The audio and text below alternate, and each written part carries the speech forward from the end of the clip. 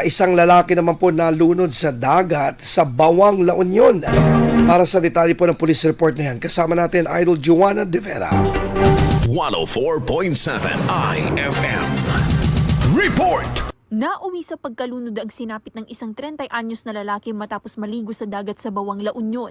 Mula pa sa mga terem ay dumalo lamang umano ang biktima kasama ang mga kaanak sa isang birthday celebration sa nasabing probinsya. Naligo umano ang biktima sa dagat ngunit hindi na nakaahon. Ayon sa paunang investigasyon ng pulisya, pinaniniwala ang nakainom ang biktima na mangyari ang insidente. Agad naman na nagsagawa ng search and retrieval operation ang mga otoridad matapos ang insidente. Sa ngayon ay naiuwi naman na sabay ng mga terem ang mga labi ng biktima. Kasama mula dito sa IFM Dagupan, ito si Idol Joanna De Vera, Tatak IFM.